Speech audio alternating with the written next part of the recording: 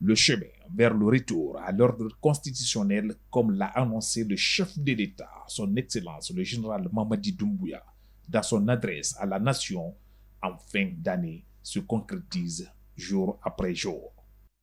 Ce mardi 1er avril 2025, une étape considérable a été franchie pour le retour à l'ordre constitutionnel. Une délégation composée du Premier ministre, chef du gouvernement, Amadou Ouriba, du ministre de l'administration du territoire et de la décentralisation, le général 2e section, Ibrahim Khalil Kondé, et du haut commandant de la gendarmerie nationale et directeur de la justice militaire, le général Bala Samoura, ainsi que de cadres chargés du processus électoral, a réceptionné un lot de matériel électoral biométrique et moderne. Cet événement marque une avancée concrète dans la 3e étape du processus de retour à l'ordre constitutionnel. Cette nouvelle génération de matériel électoral témoigne de l'engagement du gouvernement, sous la direction du général Mamadi Doumbouya, à garantir des élections transparentes et fiables en 2025.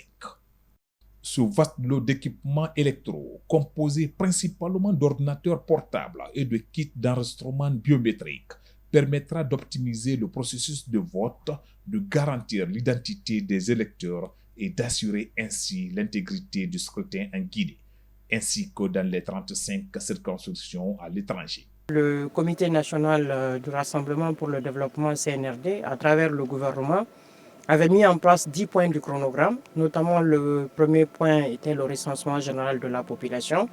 Le deuxième point, c'était le recensement administratif à vocation d'état civil, qui allait aboutir au troisième point, qui était la constitution du fichier électoral, ensuite l'organisation du scrutin référendaire. Nous entamons maintenant la phase d'enrôlement biométrique, donc de recensement biométrique des citoyens.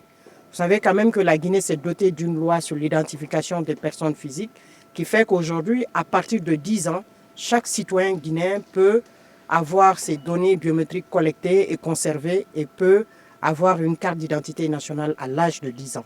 Donc ce processus va nous permettre de constituer le registre national des personnes physiques et le fichier électoral de façon concomitante, comme c'était prévu dans le processus de mise en œuvre du programme national de recensement administratif à vocation d'état civil.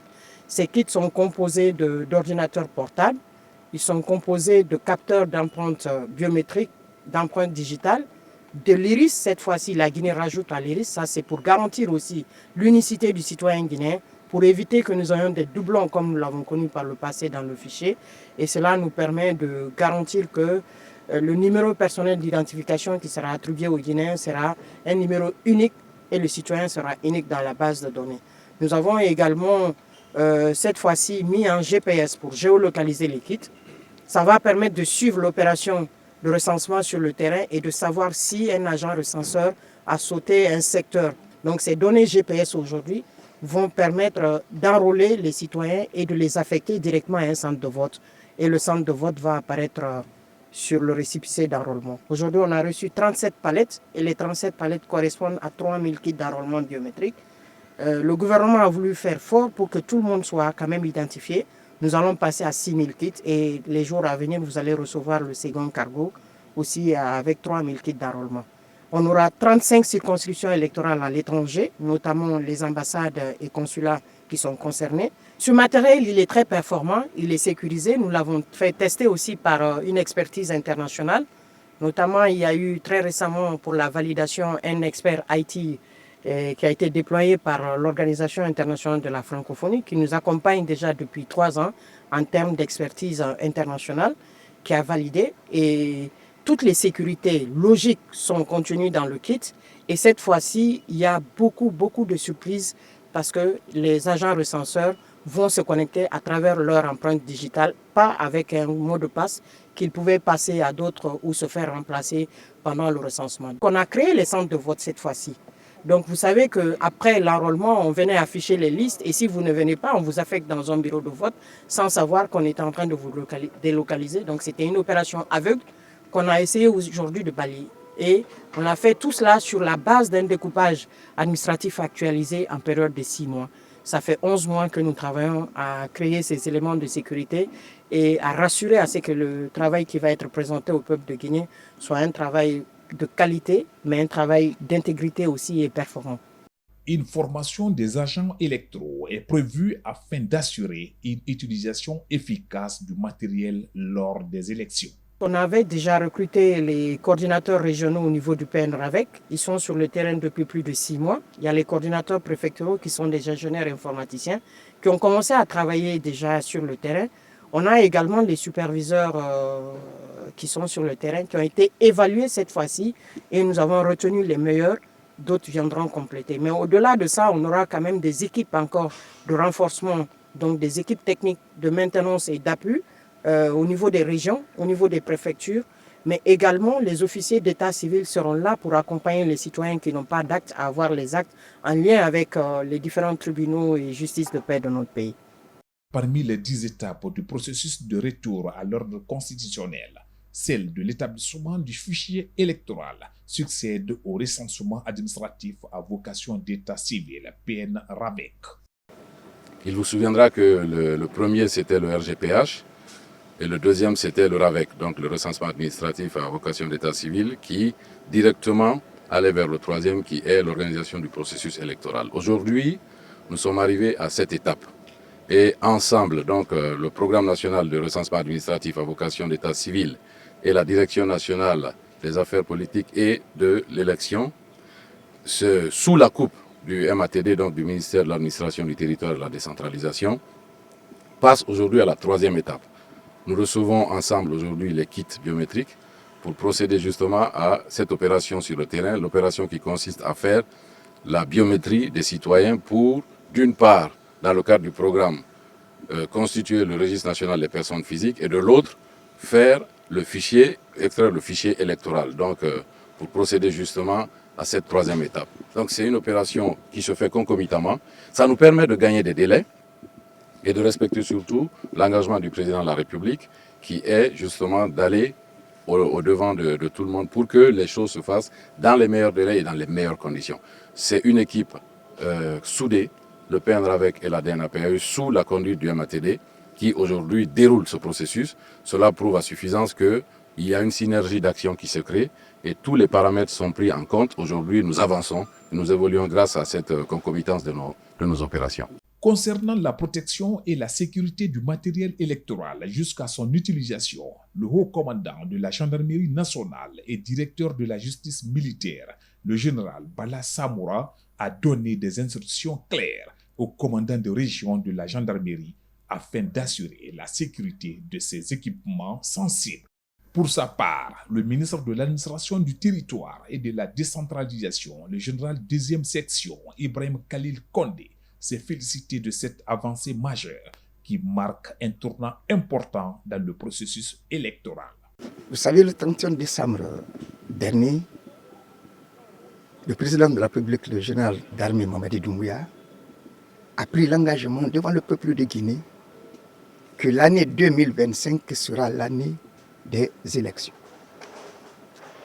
Et aujourd'hui, c'est une fierté pour moi de vivre ce grand événement, celui de recevoir les kits d'enrôlement biométrique des citoyens. Le retour à l'ordre constitutionnel commence par la mise en place de la nouvelle constitution. Mais pour la mise en place de la nouvelle constitution, il faut voter, il faut le scrutin référendaire. Mais pour le scrutin référendaire, il faut produire des fichiers électoraux. Je suis très heureux aujourd'hui de recevoir les kits d'enrôlement biométrique des citoyens. C'est un grand honneur pour moi. Ça nous permet de respecter le délai que le président de la République a pris devant le peuple de Guinée. 2025 sera bel et bien une année électorale pour la République de Guinée, a déclaré avec conviction le ministre de l'administration du territoire et de la décentralisation. Et je peux lancer un appel aux citoyens et citoyennes de Guinée de se mobiliser pour rejoindre les bureaux du recensement que se fait enrôler pour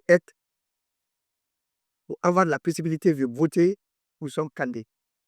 Et Je voudrais rassurer les uns et les autres que la tenue des élections dans le courant du 2025 est certaine. Le Premier ministre, chef du gouvernement, a quant à lui souligné l'importance de la biométrisation du processus électoral, affirmant que cela garantirait non seulement la fiabilité et la transparence du scrutin, mais permettrait également de gagner du temps dans d'autres processus similaires à l'avenir. Il a ainsi lancé un appel à tous les citoyens et acteurs de la société à s'engager activement dans cette démarche. Nous attendions ce moment avec, disons, impatience, parce qu'avec l'arrivée de ces kits, le processus réel sur le terrain pourra démarrer. Ça reconfortera, disons, les équipes qui sont déjà déployées sur le terrain et ça permettra au ministre de l'administration du territoire, avec ses équipes, d'engager le processus permettant la constitution du fichier électoral et en même temps à poursuivre, disons, le recensement administratif à vocation d'état civil de la population. Ce que les gens doivent savoir, cette opération, elle est lourde actuellement. Mais à partir de maintenant, pour les années à venir, on ne va plus passer du temps à dire qu'il faut qu'on procède à un recensement pour avoir le fichier électoral. Le fichier électoral sera nourri au fur et à mesure, disons, de l'évolution des âges, etc. Donc c'est une opération de départ qui permettra à la Guinée d'économiser du temps, d'économiser de l'énergie pour les prochaines élections futures que le pays aura organisées. Et de l'autre côté aussi, avec le PNRAVEC, c'est toute l'administration qui va changer. C'est une possibilité accrue à l'État d'avoir une bonne connaissance de ses citoyens, de pouvoir cibler ses politiques, toutes les politiques. Les citoyens sont appelés à se mobiliser, à avoir leurs documents. Parce que je dis, demain, un enfant qui doit aller à l'école, qui doit passer un examen, on lui demandera son numéro d'identification personnelle pour que le diplôme qu'il aura ne soit pas confondu avec le diplôme de quelqu'un d'autre. En d'autres termes, c'est toute la société guinéenne qui pourrait être, de ce point de vue, impactée par ce processus. Le gouvernement pourra maintenant mieux gérer ses politiques, que ce soit pour les affaires sociales, que ce soit pour l'éducation nationale, que ce soit pour tout, même les budgets, les impôts, les finances, même le registre des entreprises, le système bancaire. Donc c'est tout le processus de nos administrations qui vont évoluer. La réception de ce matériel électoral moderne est surtout l'illustration de l'engagement inébranlable du président de la République, son Excellence le général Mamadi Doumbouya, à restaurer l'ordre constitutionnel. Sur sa vision éclairée, la confiance du peuple dans ses institutions renaît et un appel est lancé à chacun d'y participer afin de transformer cette opportunité en un véritable tournant historique.